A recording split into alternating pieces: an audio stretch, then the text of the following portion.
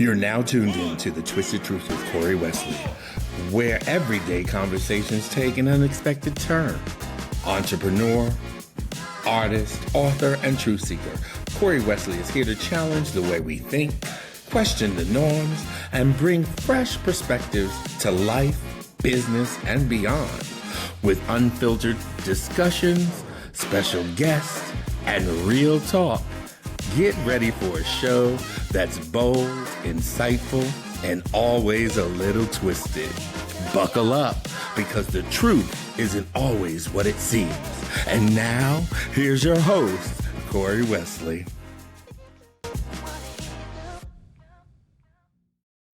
Welcome to another episode of The Twisted Truth with me, Corey Wesley, your host. You know, they tell you to manifest, to visualize success, to believe it's already yours, right? And while that's true, they leave out the hard part. You actually have to do something.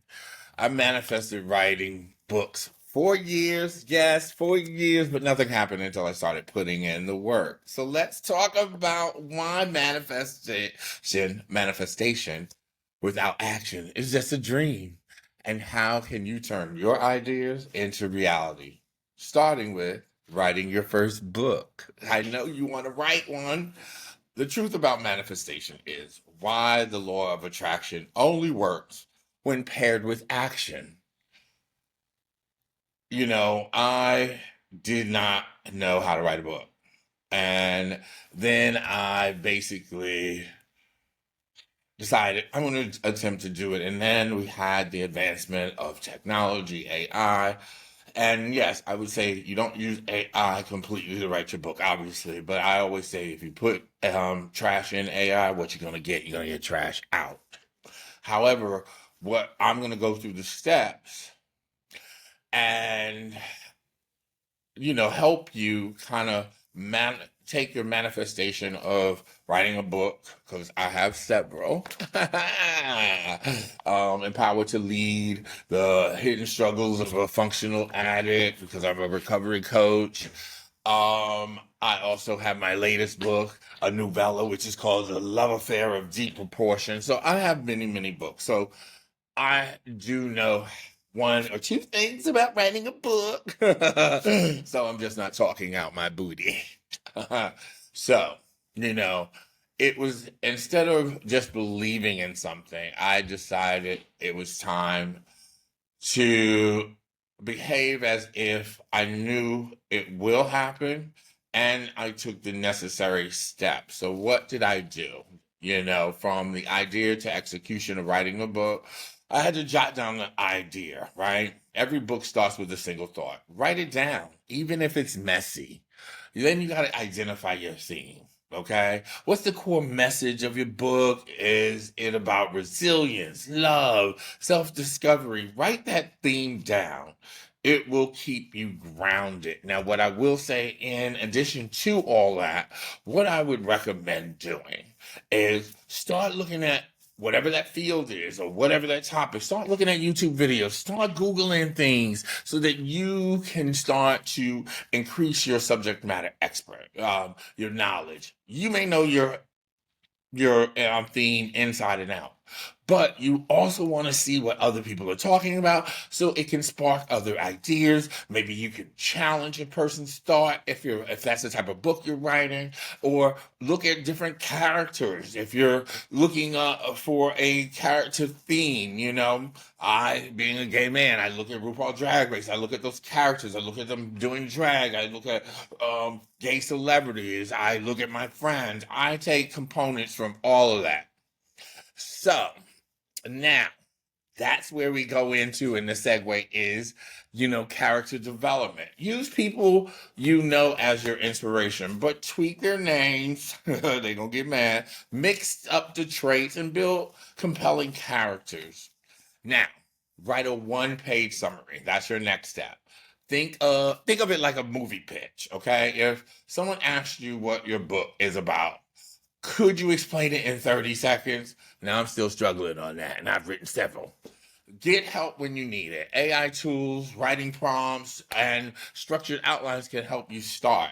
You don't have to do it alone. And then again, look at YouTube videos. I am a big king on YouTube videos. I feel like I become a master. Segments here, segments there. I don't just take one person's opinion. I take many opinions and then I form my own. And that's what really helps you execute your book. Okay. Like this one, being a recovery coach, I took my recovery coaching material and I started to look at other things online. I looked at my recovery coaching notes. I looked at, manifestation. Just even doing this video, I had to look up manifestation and look up videos, how to manifest things, what goes into just after you manifest, and, be grateful and writing journals. Now, I'm not a big journal writer, although I've written books. I don't write in my journal. But the key here is that you have to also embrace your struggles. Why failure is part of the journey. The functional attitude of a writer, learning to write. Okay, even when you don't feel like it, you got to write. I have to be honest with you. I wrote my books, The Love Affair of Deep Proportion. I will be honest with you. That was in my head for decades. I didn't know where to start. I was scared. I was intimidated. And then I look at all the talent out there, and I'm talented too. I'm very smart, and you have to believe in yourself. I always say that you have to love yourself, trust yourself, and believe in yourself. Those are the key components that is going to excel you to writing a book or doing whatever you want to do. I'm focusing on the book right now because I wrote a book. I wrote several, and I am very proud of it. Yeah, some of them need to be tweaked because they're probably at my very beginning. My very first one, which I talked about my dating experiences and stuff. I think it was a little emotional and it repeated itself a little bit. I had an editor, but I love him dearly, my ride or die. But he didn't make those tweaks, but it was new to him too, editing and helping me. But as I got better and better, my latest one, A Love Affair of Deep Proportions, I'm really extremely proud of.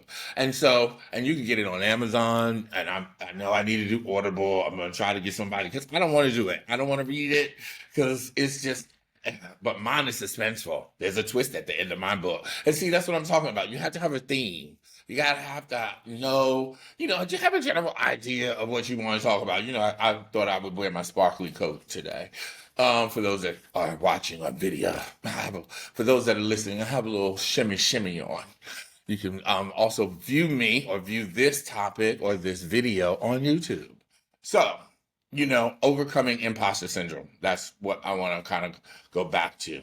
And that's why I said you have to love yourself, believe it, trust yourself, love yourself, and believe in yourself. Because we all suffer from imposter syndrome. If you can dream it, you can do it, right? We've heard that before. And I'm here to tell you, I didn't know the first thing of doing a podcast, writing a book, having an online magazine, selling art.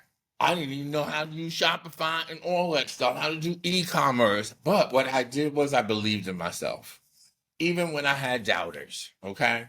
Do you have a doubter? Use them for your motivation, because if they doubt you and you want, not that you set out to prove them wrong, but it drives you, because when people tell you can't do something, that's irritating, and that's because they have fear in doing what they want to do. They sit back and they criticize and they have all the negative statements about how and why you can't do it, because that's how they feel. Okay, so that also hinders you as an individual from overcoming your own imposter syndrome. That's why I don't tell nobody. I follow one of my, someone I not look up to, but I find to be fascinating and very, the Tom Ford documentary about how he took the brand and Gucci and turned it all around, and then created the Tom Ford brand. However, during the documentary, he said, don't talk it up. when you're working on something, don't talk it up. Just do it. Because when you talk it up, it creates expectations from others. And then you're trying to live up to their expectations because you've been talking it up, you've been boasting it. And then when they get it, because you've talked it up so much, they feel like nothing's going to actually, they're going to see it as, oh, that's what that was all about. They're not going to see the true elements of your talent or whatever you're creating. They're not going to really see it because they've been coasted with all this or fed all this. Oh my God, I'm working on this. I'm going to be this. I'm going to be that. I've learned not to say nothing at all and just drop a bomb. Hi, here's my podcast. Although some people like, and I watched a couple of you, like I said, I watched YouTube videos, and some people said, in this new day and age of YouTube and podcasts and all that, people like to see the natural, the journey, the struggles, the messiness. And I kind of agree. I tell my best friend and my riders out this all the time. People nowadays like to see you be authentic. We are in a generation that it's all about being authentic. We already know you in your house. We already know you doing your podcast. We already know that you in your underwear below. We know that. We know that, yes, I believe that people should have a clean house behind them when they do it. But not to get off topic, these are the issues of telling people why. Not telling people what you're working on until you have put all your efforts into it and then drop it and they'll be like, oh, I didn't know you were doing that. No, of course you didn't. And now you don't have to, whatever you created, you didn't create on their expectations. You created it on yourself. And that is something that Tom Ford said, and it resonated with me, and I believe that. That's why I'm very silent. I kind of disappeared for a while on the internet, and I didn't, because I was working on my books and my podcast and my Etsy store, my art. I mean, and yes, I might not be making the full money that I want to be making on these elements, but I have put in the work there already. I can drop bombs. Boom, this is there. Boom, this is there, because I put the effort and the time into it. And I did not worry about other people's expectations, because I am someone who can be very easily triggered by the people that I trust and value. And even if they have a negative thought, unintentionally, it then feeds into my own saboteur, as RuPaul would say. And so my imposter syndrome, if you can dream it, you can do it. I am a true testament to that. So, manifesting is the first step. And the real magic happens when you take action. Whether it's writing a book, starting a business, or launching a creative project, visualizing the outcome is great. But putting in the work is what brings it to life. I'm telling you. So what are you manifesting? And what's stopping you from starting today? I mean, this episode would not only break the myth of passive manifestation, but it's also, I hope, inspiring you to take actionable steps towards your goal, especially writing a book. I did it. As I always say, believe in yourself, love yourself, and trust yourself. You can do this. I'm your biggest cheerleader, and you don't even know me. And you know why? It's because I had doubters. And those doubters hindered me for a long time. They said I could hear their snicker. I could hear their, oh my God, you trying to be famous. Everybody is so negative about somebody trying to succeed. And right now, everybody is in the forefront. We got YouTube, we got podcasts, we got everybody is famous in their own right. Okay? It's what you do with it. And I say have a positive intent. As long as you have a positive intent, you want to continue to learn, you want to evolve, you want to become a better spirited human being, I say tackle your dreams even if you fail. Now, you're going to make mistakes. Believe me, when I was writing these books, let me tell you, my writer doc can tell you, I was crying. I stayed up nights, long nights. You have to commit to this book, though, if you're going to write it. And this is what we're kind of talking about, since I've written maybe 5 or 6, I don't know, by now. And I'm very proud of that. And you can do it too. I committed 4 months, night and day. I had probably slept 3 to 4 hours a day because I was so excited. I was learning something new, but I did make mistakes. I didn't know how to upload stuff to Amazon, Kindle, and I didn't understand certain agreements. And it was just a struggle. But I got better and better and better. And my last book, I'm so proud of it. And it's something that I manifested and dreamt about for decades, but didn't get anywhere until I put in the action. Did you hear me? You have to put in the action. So, again, whatever you believe in, you can do.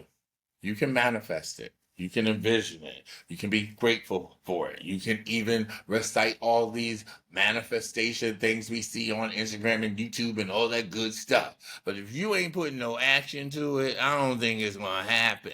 Because I feel, and this is my personal opinion, you may agree to disagree, but the universe gives you what you want. You are divinely owed that, because that is your divine right, but you cannot get it if you don't put in the work. You have to assign yourself to the universe and say, hey, I'm here.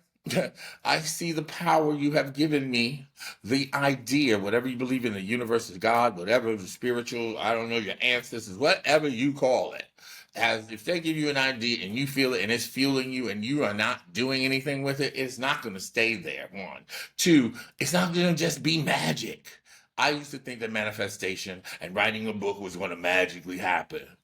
How is that going to happen if I'm not putting pen to paper, if I'm not using the tools that are set forth in the world for us to use and use them right with good intent and positivity, and that is being used to better myself as a person, and hopefully that I can add value to others based on my story, my journey, the things that I went through. I hope that whatever you're doing, and again, my focus was the book journey, but I've had online magazines. I created a t-shirt company, Whoopi Goldberg, Kendra Wilkinson for the Girls Next Door. They wore my t-shirts, and I just sent it to them, and it wasn't an endorsement, but they wore them, and it was on television. So it's those journeys, those steps that get you to the bigger steps and the bigger goals that you set forth for yourself. So don't be afraid. You're going to make a mistake. Just know that. Know that you are not exempt from this journey of being creative and tackling a dream, but you can do it. I hope you've learned something from me today. My name is Corey Wesley. I'm your host of the Twisted Truth Podcast. Remember, again, I will close. I think I closed already, but I'm going to close again with remember to stay blessed, because you are already blessed, and believe in yourself, love yourself, and trust yourself. Okay?